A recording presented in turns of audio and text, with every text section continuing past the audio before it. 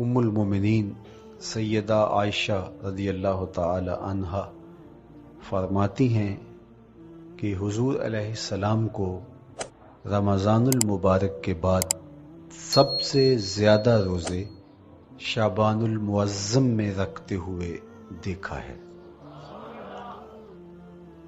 ماہ شعبان میں رمضان المبارک کا شدت سے انتظار کرنا، اس کی ہمیں ترغیب دی گئی ہے، بلکہ رجب کا چاند طلوع ہوتے ہی یہ دعا مانگا کرتے تھے میرے اور آپ کے آقا و مولا کہ اللہ ہمیں شعبان تک اور پھر رمضان المبارک تک پہنچا دے۔ اس مہینے کا آنے والے موسم نور کا استقبال کرنا، اس کے شوق میں بے تابیوں کا اظہار کرنا، یہ اللہ جل شانہ کے ساتھ محبت کی علامت ہے۔ شعبان المعظم کے دن گن گن کے گزارے جائیں کہ اتنے دن رہ گئے ہیں رمضان المبارک میں، اب اتنے دن رہ گئے ہیں رمضان المبارک میں۔ انسانی ذہن میں یہ سوال پیدا ہو سکتا ہے کہ متعینہ وقت پر تو اس مہینے نے آنا ہی ہے، اور اگر زندگی موجود رہی تو اس کو پا ہی لیں گے، تو اس شدت سے انتظار کرنے کا کیا مطلب؟ تو اس کا جواب یہ ہے، بیرون ملک سے کسی کے بزرگ نے، والد نے یا کسی کے بیٹے نے آنا ہو تو وہ 2 ماہ قبل ہی آنکھیں فرش راہ کیے ہوتے ہیں اور گن گن کے دن گزار رہے ہوتے ہیں، اور جو ہی لمحے قریب آتے ہیں تو پھر گھڑیاں اور ساعتیں بھی گنی جاتی ہیں۔ بار بار گھڑی دیکھتے ہیں، ابھی تک پہنچے نہیں، جبکہ یہ طے ہے کہ 5:02 پہ فلائٹ اترے گی۔ تو بار بار گھڑی دیکھنے کا مطلب لاہور سے 2 گھنٹے یہاں گجرانوالہ میں پہنچتے ہوئے لگیں گے، لیکن ہر 10 منٹ کے بعد کہ ذرا پتہ کرو کہاں تک پہنچے ہیں۔ کیا مطلب اس کا؟ مطلب اس کا یہ ہے کہ جب سینے میں کسی کا انتظار رکھا ہوا ہو تو پھر بے تابیاں، بے چینیاں، اضطراب موجود ہوتا ہے۔ ہم دنیا کے لوگوں کے ساتھ جو ربط و رشتہ رکھتے ہیں اس کے مطابق ان کا انتظار ہوتا ہے۔ کچھ آنے والے ایسے بھی ہوتے ہیں جنہوں نے ہمیں بتایا ہوتا ہے کہ فلاں دن ہم پہنچیں گے، اور وہ دروازے پہ دستک دے رہے ہوتے ہیں اور ہم سو کے اٹھ رہے ہوتے ہیں، اور اچانک جب پتہ چلتا ہے کہ فلاں باہر دروازے پہ دستک دے رہے ہیں تو ہم استقبال تو کر رہے ہوتے ہیں، لیکن ہمارے ذہن میں یہ بھی ہوتا ہے وہ میں بھول گیا، تو اب تو یہ کام بھی میرے ذمے ہے، تو مجھے یاد آ گیا ہوتا۔ تو جن لوگوں کے لیے دل میں محبتوں کی جگہ ہو تو ان کے لیے پھر سارے کام مؤخر کر کے ان کے استقبال کیے جاتے ہیں۔ یہ مہینہ اللہ کی رحمتوں کا موسم بہار ہے، چھم چھم رحمتیں برستی ہیں، انوار اترتے ہیں، گناہگاروں کو آتش دوزخ سے نجات بخش دی جاتی ہے۔ تو اس کا استقبال کرنا، اس کے لیے انتظار کرنا، گن گن کے دن گزارنا، لمحے اور ساعتیں بسر کرتے ہوئے بار بار ماہ سیام کا ذکر کرنا، اس مہینے کے ساتھ محبت کی دلیل ہے، اور اس مہینے کے ساتھ محبت اللہ سے محبت کی دلیل ہے۔ اس لیے اس مہینے کا استقبال کرنا، اس کے لیے تیاری کرنا، اپنے گھر کو صاف کرنا، اس کے لیے اپنی اولاد کے دل میں شوق پیدا کرنا اور ماحول پہلے پیدا کرنے کی کوشش کرنا، تاکہ جو ہی یہ ماہ جلوہ گر ہو تو روزہ رکھنے کا مزاج پیدا ہو چکا ہو، تلاوت کلام مجید کا مزاج پیدا ہو چکا ہو، دیگر نوافل اور اچھے اعمال بجا لانے کی عادت پڑ چکی ہو۔ تو شعبان میں ہی اس کی تیاری ہوتی ہے تاکہ رمضان المبارک آتے ہی ہم پوری طرح سے مستعد اور فعال ہو کر کے اس مہینے کی برکتوں کو سمیٹ لے۔ اللہ کے محبوب علیہ السلام نے ارشاد فرمایا کہ جب ماہ سیام آتا ہے فتحت ابواب الجنہ، تو جنت کے 8 دروازے کھول دیے جاتے ہیں۔ جنت تو اللہ جل شانہ کی کرم نوازیوں کا ایک ایسا خوبصورت منظر ہے کہ آج تک نہ کسی آنکھ نے اس کو دیکھا، نہ کسی کان نے سنا، اور نہ اس کا کوئی تصور کر سکتا ہے، ایسی خوبصورت بنائی ہے۔ وہاں کی ہوائیں جب چلتی ہیں تو گرد نہیں اڑتا، کستوری اڑتی ہے۔ وہاں دودھ کی، شہد کی، مائے معین، کوثر، سلسبیل کی نہریں بہتی ہیں۔ موتی زمرد کے محلات بنے ہوئے ہیں۔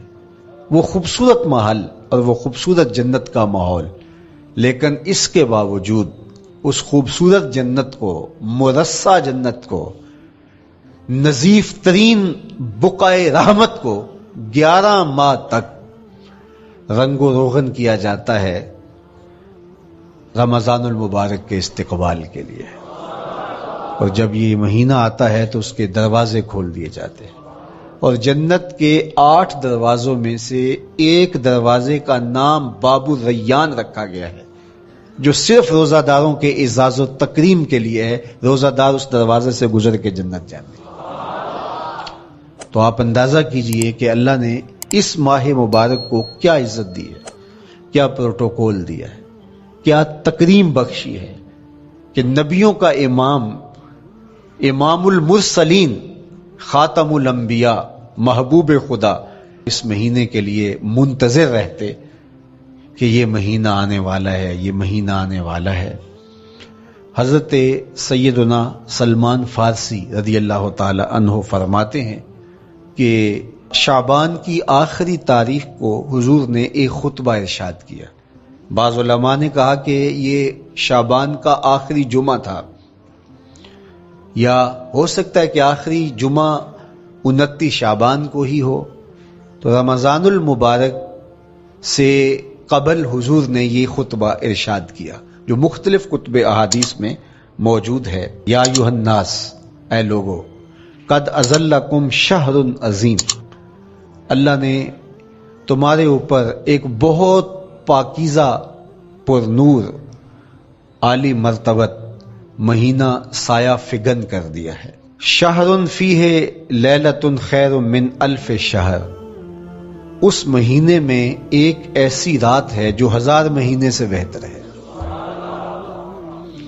جعل اللہ صیامہ فریدہ و قیام لیلۃ تطوع، اس مہینے کے دن کے روزے فرض قرار دیے گئے اور راتوں کا قیام نفل بنایا گیا۔ تراویح کی صورت کے اندر راتوں کے قیام کا ماحول پیدا ہوتا ہے، صلاۃ اللیل پڑھی جاتی ہے، نوافل پڑھے جاتے ہیں کثرت کے ساتھ۔ یہ اس مہینے کی شانیں ہیں، یہ اس مہینے کی رونقیں ہیں۔ اس مہینے میں اللہ تعالیٰ نے خاص کرم نوازیاں عطا کی ہیں اہل ایمان کو۔ وَمَن تَقَرَّبَ فِيهِ بِخَصْلَةٍ مِّنَ الْخَيْرِ كَانَ كَمَنْ أَدَّى فَرِيضَةً فِيمَا سَوَاهُ، ایک نفل کا ثواب ایک فرض کے برابر اس مہینے میں کر دیا جاتا ہے۔ وَمَنْ أَدَّى فَرِيضَةً كَانَ كَمَنْ أَدَّى 70 فَرِيضَةً فِيمَا سَوَاهُ، اور اگر کوئی ایک فرض ادا کرتا ہے تو اس کو 70 فرائض کا ثواب ملتا ہے۔ اس قدر نیکیوں کا اجر بڑھا دیا جاتا ہے، ان کی قیمت بڑھا دی جاتی ہے اس مہینے میں۔ اور پھر ارشاد فرمایا وَهُوَ شَهْرُ الصَّبْرِ، یہ صبر کا مہینہ ہے۔ ہونے کے باوجود بھی انسان تناول نہیں کرتا، ٹھنڈا میٹھا مشروب میسر ہے اور زبان کانٹا بن گئی، حلق خشک ہو گیا، لیکن اس کے باوجود بھی ایک گھونٹ حلق سے نیچے اتارنے کا روادار نہیں ہوتا۔ وضو کرتے بھی احتیاط کرتا ہے، کوئی قطرہ آب حلق سے نیچے نہ ٹپک جائے۔ تو یہ صبر سکھاتا ہے، جب ہو بھی تو انسان اس سے گریز کرے، تو جب ہوگا نہیں تو پھر انسان صبر کا عادی بن جاتا ہے، تو یہ صبر کی عادت ڈالتا ہے۔ یہ شہر الصبر ہے۔ پھر فرمایا وَالصَّبْرُ ثوابُهُ الجنہ، اور سنو، صبر کا ثواب جنت ہے۔ جو شخص صابر ہوتا ہے اس کا صلہ جنت کی صورت میں عطا کیا جائے گا. وشہر المواسات، اور یہ ہمدردی کا مہینہ ہے، باہمی پیار کا مہینہ ہے، الفتیں بانٹنے کا مہینہ ہے، نرم دلی کا مہینہ ہے، ایک دوسرے کے احساس کا مہینہ ہے. جب کوئی شخص بھوک اور پیاس کاٹتا ہے تو اس کو پھر محسوس ہوتا ہے، بالخصوص امراء، کہ بھوک کیا بلا ہوتی ہے، اور جو نان شبینہ کو ترستے ہیں اور جنہیں کھانا میسر نہیں آتا ان کی زندگیاں کتنی تلخ ہوتی ہیں. تو بھوک اور پیاس احساس پیدا کرتی ہے ان لوگوں کا کہ جو اللہ کی دی ہوئی نعمتوں سے محروم ہیں. تو اس لیے یہ ایک قسم کا رحم دلی کا مہینہ ہے، پیار بانٹنے کا مہینہ ہے، یہ الفتیں تقسیم کرنے کا مہینہ ہے. وَشَهْرٌ يُزَادُ فِيهِ رِزْقُ الْمُؤْمِنِ، اور یہ ایسا مبارک مہینہ ہے جس میں مومن کا رزق بڑھا دیا جاتا ہے. روزہ کھانا بچانے کے لیے یہ اخراجات کم کرنے کے لیے نہیں ہے، بلکہ اس میں آپ کا رزق اور بڑھ جاتا ہے. ایسی ایسی نعمتیں کھانے کو ان لوگوں کو بھی نصیب ہو جاتی ہیں عام دنوں میں جو ان کا مقسوم نہیں ہوتی. دسترخوان لگتے ہیں، افطاریاں ہوتی ہیں، سحری کے لمحات ہوتے ہیں. کوئی کسی کو ویسے کھانا کھلائے تو اس دسترخوان پہ کھانے کے لیے آنا اس کا اور رنگ ہوتا ہے. لیکن افطار کا دسترخوان جب بچھتا ہے اور لوگ جب اس کے اوپر آتے ہیں، امیر بھی آتے ہیں، غریب بھی آتے ہیں، تو اللہ کی دی ہوئی نعمتیں جو دسترخوان پہ پڑی ہوتی ہیں ان کو اٹھاتے ہیں، کام و دہن کی تسکین کا سامان کرتے ہیں. عزت نفس بھی مجروح نہیں ہوتی اور طرح طرح کی نعمتیں کھانا بھی دستیاب ہو جاتی ہیں. تو یہ ایک مہینہ ہے مواسات کا، اس میں رزق بڑھ جاتا ہے. غرباء تک بھی اللہ کی نعمتیں وہ پہنچتی ہیں جو عام دنوں میں ان کو میسر نہیں ہوتی، اور امراء بھی نعمتوں کا لطف لیتے ہیں، نعمتوں کا مزہ انہیں آتا ہے، اس لیے کہ بھوک کاٹنے کے بعد جب ان کو نعمت میسر آتی ہے تو پھر انہیں احساس ہوتا ہے. جو شخص ہر وقت سیراب رہتا ہے تو اس کو کیا پتا کہ شدید بھوک کے بعد کھانے کا لطف کیا ہوتا ہے. سخت پیاس کے بعد میٹھا اور ٹھنڈا مشروب جب رگوں کو تر کرتے ہوئے معدے تک پہنچتا ہے تو اس کی تراوت، اس کی ٹھنڈک، اس کی لذت، اس کا کیف و سرور، اس کی عذوبت کس طرح راحت بخشتی ہے. اسی لیے میرے اور آپ کے آقا و مولا نے ایک دوسرے مقام پہ ارشاد فرمایا، للصائم فرحتان، فرحت عند فطرہ و فرحت عند لقاء رب. روزے دار کے لیے دو خوشیاں ہیں. ایک خوشی اسے تب ملتی ہے جب وہ روزہ افطار کرتا ہے، وہ لمحے مسرتوں کے ہوتے ہیں، ایک روحانی احساس ہوتا ہے. اتنا لمبا دن، اتنا سخت دن، گرمی کی شدت، مالک تیرا شکر ہے لمحہ اختتام پہنچا اور یہ اتنا لمبا دن تیرے حکم کی تعمیل کرتے ہوئے بسر ہو گیا. ایک تو روزہ کھولتے ہوئے وہ ایک سرشاری ہوتی ہے، وہ ایک لذت ہوتی ہے، روحانی تسکین ہوتی ہے. آج کل وہ افطار کے دسترخوان لگتے ہیں تو جس طرح ہمارے سارے معاملات جو ہیں وہ ملوث ہو گئے ہیں ریا سے، تصنع سے، اس طرح افطار بھی ایک فیشن کے طور پہ فروغ پا رہی ہے. تو اس میں امراء کو اور شخصیات کو بلایا جاتا ہے اور ایسے لوگ کثرت کے ساتھ ہوتے ہیں جن کا روزہ بھی نہیں ہوتا. تو پھر ظاہر ہے رسمن تو اتنی دیر تک وہ کچھ نہیں اٹھا سکتے جب تک اذان کی آواز نہیں آتی، افطار کے لمحے نہیں آتے. تو اس وقت جو روزہ دار ہوتا ہے جب وہ مشروب لے رہا ہوتا ہے، جب وہ کوئی لقمہ اتار رہا ہوتا ہے، تو اس کی جو فرحت ہوتی ہے، اور جس نے روزہ نہیں رکھا اور وہ بھی افطار کے دسترخوان پہ بیٹھا ہے، تو کیا اس کو کوئی روحانی حظ، کوئی سرور، افطار کے لمحوں کا کوئی لطف مل سکتا ہے؟ وہ بیچارہ کتنا بے چین ہوتا ہوگا کہ یہ شخص ہے کمزور ہے، سارا دن مزدوری کر کے آیا ہے اور اس کا بھی تو سارا دن گزر گیا بھوک اور پیاس سے، اور میں صحت مند ہوں اور سارا دن ٹھنڈے ماحول میں رہا ہوں اور مجھے توفیق نہیں ملی.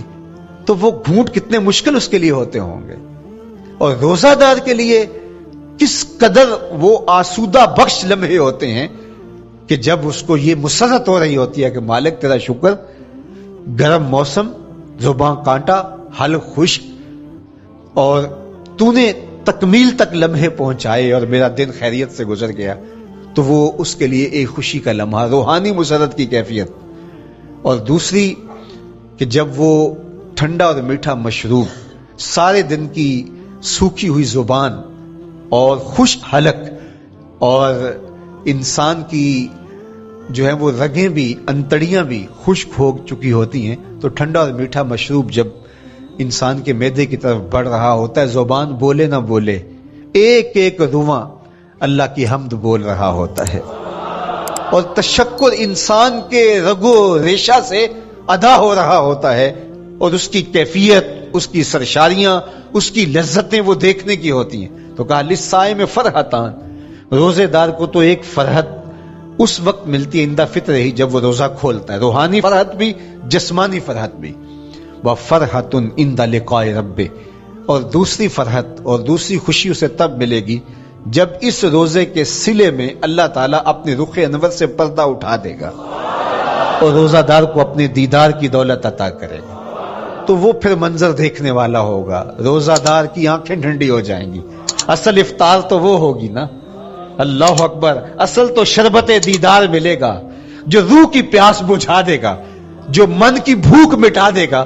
تو کہا للصائم فرحتان، فرحۃ عند فطرہ وفرحۃ عند لقاء رب، روزہ دار کے لیے دو خوشیاں ہیں، ایک خوشی وہ ہے جب اس کے جسم کی پیاس بجھتی ہے، اور ایک خوشی تب ملے گی جب روح کی بھوک مٹے گی، جب من کی پیاس بجھے گی، اور پھر وہ سرشاریوں کے عالم میں دیکھتا ہی چلا جائے گا، اور وہ سیراب ہی نہیں ہو پائے گا کہ میں ان دو آنکھوں سے دیکھ رہا ہوں، کاش کے لوں لوں دے مڈ لک لک چشمہ، ایک کھولا تے ایک کجا ہوں۔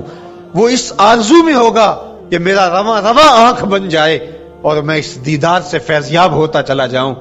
تو وہ کیا لمحے ہوں گے، وہ کیا گھڑیاں ہوں گی، وہ کیا ساعتیں ہوں گی، کوئی لفظ نہیں ہے جن لفظوں میں ان حقیقتوں کو بیان کیا جا سکے، اس لیے کہ وہ منظر ہی وراء الورا ہوگا۔ تو روزہ دار کو فرحت ملتی ہے جب وہ روزہ کھولتا ہے۔ فرمایا وَشَهْرٌ يُزَادُ فِيهِ رِزْقُ الْمُؤْمِنِ، اس میں مومن کا رزق بڑھا دیا جاتا ہے۔ وَمَنْ فَطَّرَ فِيهِ صَائِمًا كَانَ مَغْفِرَةً لِذُنُوبِهِ، جس نے روزہ دار کا روزہ افطار کروایا۔ اللہ کے محبوب فرماتے ہیں کہ ایک تو خود روزہ رکھا، اور دوسری سعادت یہ ہے کہ ماہ سیام میں روزہ دار کا روزہ افطار کروایا۔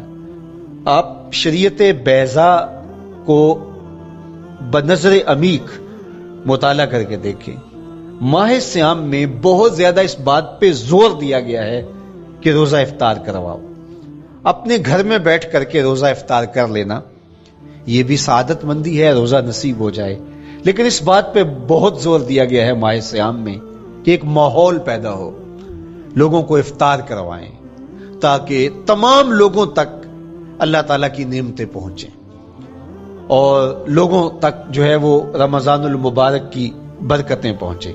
تو ارشاد فرمایا وَمَنْ فَطَّرَ فِيهِ صَائِمًا، جس نے روزے دار کا روزہ افطار کروایا، کانا مغفرۃ لذنوبہ، تو وہ افطار کروانے والوں کے گناہوں کی بخشش کا ذریعہ بن جائے گا۔ یہ افطاری گناہوں کی مغفرت کا سبب بن جائے گی۔ وَعِتْقَ رَقْبَتِهِ مِنَ النَّارِ، اور آتش دوزخ سے گردن کی آزادی کا مجدہ جاں فضا بن جائے گا یہ امر کہ اس نے کسی کا روزہ افطار کروایا۔ وَقَانَ لَهُ مِثْلُ أَجْرِهِ مِنْ غَيْرِ أَنْ يَنْقُصَ مِنْ أَجْرِهِ شَيْءٌ، اور روزہ افطار کروانے والے کو روزہ رکھنے والے جتنا اجر ہی دیا جائے گا، لیکن روزہ رکھنے والے کے اجر میں بھی کوئی کمی نہیں واقع ہوگی۔ جتنا اس نے سارے دن کی بھوک اور پیاس کاٹ کر کے تکلیف اٹھا کر کے روزہ رکھا، جس نے شام کو اس کو افطار کر دیا، اتنا ہی ثواب اس کو عطا کر دیا جائے گا، اس کا اجر کم کیے بغیر۔ اللہ اکبر، یہ امت کے لیے اللہ نے کیا پیکج دیا ہے، کیا کرم نوازیاں ہیں اس امت کے لیے۔ آقا کریم نے ارشاد فرمایا ایک شخص صبح سے لے کے ظہر تک مزدوری کرتا ہے اس کو ایک قیراط دیا جاتا ہے، اور ایک شخص ظہر سے لے کر عصر تک مزدوری کرتا ہے، اس کو بھی ایک قیراط دیا جاتا ہے، اور ایک عصر سے لے کر مغرب تک مزدوری کرتا ہے، اس کو 2 قیراط دیے جاتے ہیں۔ فرمایا پہلی مثال یہود کی ہے، دوسری مثال نصارہ کی ہے، اور تیسری مثال میری امت کی ہے۔ یہودیوں نے اور عیسائیوں نے اس پہ اعتراض کیا کہ ہمارا اجر کیوں تھوڑا ہے؟ تو میرے اور آپ کے آقا و مولا نے فرمایا تمہارا تھوڑا نہیں، ہمارا زیادہ ہے۔ آج کل اگر 1000 روپیہ مزدوری چلتی ہو مزدور کی، تو کوئی شخص صبح سے شام تک ایک شخص سے مزدوری کروائے اور 1000 روپیہ دے دے، اور دوپہر کو اڈے سے جا کے ایک مزدور اور لے آئے اور شام کو اس کو بھی 1000 روپیہ دے آئے، اور ایک شخص کو عصر کے وقت لائے اس کو 2000 روپیہ دے دے، تو 1000 والا کہے کہ میرے سے زیادتی ہوئی ہے، تو اس سے زیادتی تو نہیں ہوئی، اسے تو پوری مزدوری دی گئی ہے، اب اس پہ مہربانی ہوئی ہے، اس پہ رحمت ہوئی ہے۔ تو کہا یہود اور نصارہ کی یہ مثال ہے، ایک صبح سے ظہر تک مزدوری کرے اس کو 1 قیراط، ایک ظہر سے عصر تک مزدوری کرے اس کو بھی 1 قیراط، اور تیسرا بہت تھوڑا وقت عصر سے مغرب تک مزدوری کرے اس کو 2 قیراط۔ کہا یہ امت محمدیہ علی صاحب الصلوات کو دیا گیا نور ہے۔ تو ایک شخص نے سویر سے لے کر شام تک روزہ رکھا، بھوک کاٹی، پیاس کاٹی، سخت شدت کی گرمی سہی، اور ایک شخص نے شام کے وقت اس کو روزہ افطار کروا دیا۔ اور سنو حضور علیہ الصلوۃ والسلام کا فرمان، جب حضور نے فرمایا کہ اس کو پورا اجر ملے گا پہلے کے اجر کو کم کیے بغیر، تو صحابہ کا تو دل تڑپنے لگا کہ یہ کتنی بڑی بات ہے۔ اب آپ جانتے ہیں کہ یہ زمانہ ایسی معاشی خوشحالیوں کا نہیں تھا، لوگوں کے پاس تو نان شبینہ بھی میسر نہیں ہوتا تھا، تو صحابہ نے جو سوال کیا، قالوا یا رسول اللہ صلی اللہ علیہ وسلم، انہوں نے کہا اے اللہ کے پیارے رسول صلی اللہ علیہ وسلم، لیسا کلنا یجد ما یفطر الصائم، ہم میں سے تو ہر بندہ یہ طاقت نہیں رکھتا کہ روزہ دار کو روزہ افطار کروا دے، تو یہ اتنی بڑی سعادت، تو یہ تو پھر اہل زر ہی یہ سعادت حاصل کر پاتے ہیں، ہمارے جیسے لوگ تو پھر جو مال و دولت نہیں رکھتے تو وہ تو پھر یہ سعادت نہیں حاصل کر پائیں گے۔ تو میرے اور آپ کے آقا و مولا نے کیا فرمایا؟ قال، حضور نے ارشاد فرمایا یؤت اللہ ھذا الثواب، یہ ثواب اللہ اسے شخص کو بھی عطا کرے گا، من فطر صائما علی مزقۃ لبن او تمرۃ او شربۃ من ماء، فرمایا کہ یہ اجر اللہ اس کو بھی عطا کرے گا جس نے کسی کا روزہ 1 گھونٹ دودھ سے کھلوا دیا، یا 1 کھجور سے کھلوا دیا، یا پانی کے 1 گھونٹ سے اس کا روزہ افطار کروا دیا۔ لازمی نہیں ہے کہ دسترخوان سجا ہو، انواع و اقسام کے کھانے پڑے ہوں اور وہ افطاری ہی افطاری قرار پائے گی۔ جس نے کسی کو وہاں باہر ٹوٹیوں سے پانی کا گلاس بھر کے، کٹورا بھر کے سادہ پانی بھی پیش کر دیا تو اس کو بھی ثواب مل جائے گا۔ کتنا ثواب ملے گا؟ پورا روزہ رکھنے کا ثواب اس کو ملے گا۔ کتنی رحمتوں کی لوٹ سیل لگی ہے، کوئی ایسے بھی بانٹتا ہے، کوئی ایسے بھی کرم نوازیاں ہوتی ہیں، لیکن میرے رب کے خزانے کتنے کھلے ہیں۔ میں نے مدینہ المنورہ میں ایک شخص کو دیکھا کہ وہ روزے کے وقت وہاں سے ہی گلاس لیتا اور زمزم سے بھرتا اور روزہ داروں کے آگے رکھتا چلا جاتا، اور روزانہ اس کا یہ عمل ہوتا، نماز عصر کے بعد شروع ہوتا، جتنی اس کی پہنچ ہوتی ہر ایک کے آگے رکھتا چلا جاتا، پانی بھی وہاں سے لیا، گلاس بھی وہاں سے لیا۔ اللہ اکبر، فرمایا دودھ کا 1 گھونٹ یا پانی کا 1 گلاس یا 1 کھجور اس نے کسی کو پیش کی اور اس نے اس سے روزہ کھولا، اللہ کے محبوب فرماتے ہیں پہلے کے اجر میں بغیر کسی کمی کے اس کو پورا پورا ثواب روزے کا نصیب ہوگا۔ اللہ اکبر۔ اب سنو، پھر حضور نے ارشاد فرمایا ومن اشبع صائما، اور جس نے صحیح اہتمام کے ساتھ روزے دار کو اچھا کھانا کھلایا، اچھی پرتکلف افطاری دی، سقاہ اللہ من الحوض شربتا لا یظمأ حتی یدخل الجنہ، اس کو حوض کوثر سے ایسا جام ملے گا کہ اس کو کبھی پیاس نہیں ملے گی یہاں تک کہ جنت میں چلا جائے گا۔ اللہ اکبر، اس کو کوثر کے جام نصیب ہوں گے حشر کی گرمی میں، اور آپ کو معلوم ہے، علماء سے آپ نے بارہا سنا ہوگا کہ جام کوثر جس نے ایک بار پی لیا پھر 50,000 سال کے دن میں اس کو دوبارہ پیاس نہیں لگے گی۔ یہ جام کوثر کی خصوصیت ہے۔ فرمایا وَهُوَ شَهْرٌ أَوَّلُهُ رَحْمَةٌ، یہ وہ مہینہ ہے جس کے پہلے 10 دن رحمت ہیں اور اس کا درمیانی اشرا مغفرت ہے۔ وَآخِرُهُ عِتْقٌ مِّنَ النَّارِ، اور اس کا آخری اشرا جو ہے وہ آتش دوزخ سے نجات کا ضامن ہے۔ فَاسْتَكْثِرُوا فِيهِ مِنْ 4 خِصَالٍ، کہا کہ 4 کام اس مہینے میں کثرت کے ساتھ کرو۔ خصلتان ترضون بہما ربکم، 2 کام تو وہ ہے جس سے تم اپنے رب کو راضی کرو گے۔ وخصلتان لا غنا بکم عنہما، اور 2 کام ایسے ہیں کہ ان سے بے نیاز نہیں ہو سکتے، تو وہ تمہیں کرنے پڑیں گے۔ اما الخصلتان اللتان ترضون بہما ربکم، وہ 2 خصلتیں، 2 کام جن کے ذریعے سے تم اپنے رب کو راضی کر سکو۔ فشہادت اللہ الہ الا اللہ، وہ گواہی دینا ہے لا الہ الا اللہ۔ وتستغفرونہ، اور تم کثرت سے استغفار کرو، اللہ سے بخشش مانگو۔ یہ 2 کام تم نے کرنے ہیں۔ وَأَمَّا الْخَصْلَتَانِ اللَّتَانِ لَا غِنَىٰ بِكُمْ عَنْهُمَا، اور وہ چیزیں جن کے بغیر تمہیں چارہ نہیں ہے۔ فَتَسْأَلُونَ الْجَنَّةَ وَتَعُوذُونَ مِنَ النَّارِ، اللہ سے جنت طلب کرو اور دوزخ سے پناہ مانگو۔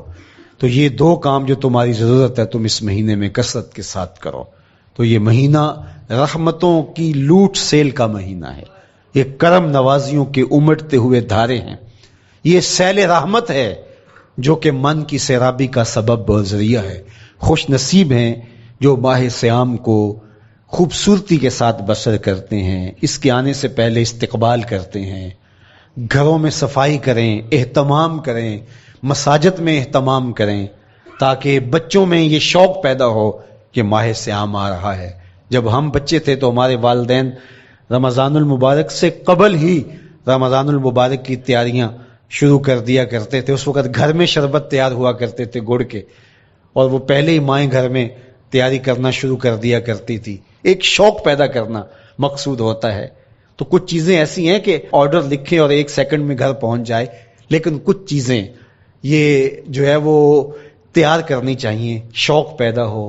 گھروں کے اندر ماؤں کو چاہیے کہ افطاری کو اہتمام کے ساتھ تیار کریں تاکہ بچوں کو شوق پیدا ہو اور یہ ایک ماحول پیدا ہو، قرآن مجید کی تلاوت کا ماحول پیدا ہو، جاگنے سونے کے جو ہے وہ شیڈول مرتب کیے جائیں، مساجد کی آبادی کا سامان کیا جائے۔ پچھلے سال تو بڑا اداس رمضان گزرا، اس لیے کہ کرونا کے حوالے سے جس طرح ملکی حالات تھے وہ آپ کے سامنے تھے۔ اس مرتبہ الحمدللہ اس طرح کے حالات نہیں ہوں گے، کچھ SOPs کو آپ کو فالو کرنا ہوگا، لیکن مسجدوں کی انشاءاللہ رونقیں بحال رہیں گی، اور صلاۃ التراویح اور سحر و افطار کے لمحے، نوافل، تسبیحات، اذکار، نمازوں میں 5 گانہ حاضریاں، یہ کیسا خوبصورت ماحول ہوتا ہے، رحمتیں برس رہی ہوتی ہیں، انوار اتر رہے ہوتے ہیں، اور وہ کیا خوبصورت لمحے ہوتے ہیں اور کیا گھڑیاں ہوتی ہیں۔ انشاءاللہ امسال مرکز مصطفیٰ کے اندر صلاۃ التراویح کے لیے خاص طور پہ ہم اہتمام کر رہے ہیں۔ میری آرزو تھی کہ جب مرکز کی تکمیل ہو تو پھر رمضان المبارک کا اہتمام کے ساتھ جو ہے وہ ہم انتظام و انصرام کیا کریں گے، چونکہ اس سے قبل بہت سارے تعمیراتی کاموں کی وجہ سے ہم الجھے رہتے تھے، لیکن اللہ کے فضل سے اب مرحلہ اول کی تکمیل ہو گئی اور مرحلہ ثانی کی طرف ہم بڑھنے والے ہیں۔ تو اس رمضان المبارک کے اندر ہمارے لیے بیٹھنے کی جگہ، خواتین کے لیے انتظام، افطار کے لیے، سحر کے لیے، دوستوں کے لیے انشاءاللہ خوبصورت اہتمام ہوگا۔ بہت اچھے قاری قرآن جو ہے وہ صلاۃ التراویح پڑھائیں گے، تو وہ میٹھے اور دل آویز لہجے اور مرکز کا ماحول، انشاءاللہ ذکر و فکر کے حلقے بھی ہوں گے، دروس قرآن کے حلقے بھی ہوں گے، تو ایک ماحول انشاءاللہ پیدا ہو، اور انشاءاللہ میں بھی آپ کے ساتھ ماہ صیام میں موجود رہوں گا، افطار کے لمحوں میں بھی، سحر کے لمحوں میں بھی، تراویح میں بھی، نمازوں میں بھی انشاءاللہ۔ اور پھر جب ہم ہوں گے تو ماہ صیام ہوگا، رحمت کی گھڑیاں ہوں گی، اترتے ہوئے انوار ہوں گے، محبتوں کا ہجوم ہوگا، افطار کے میلے ہوں گے، سحری کے خوشگوار لمحے ہوں گے، قرآن کی دل نواز صدائیں ہوں گی اور مرکز مصطفیٰ کا نورانی پرکیف سرمدی ماحول ہوگا، اور ہم اپنے رب سے اس کی رحمت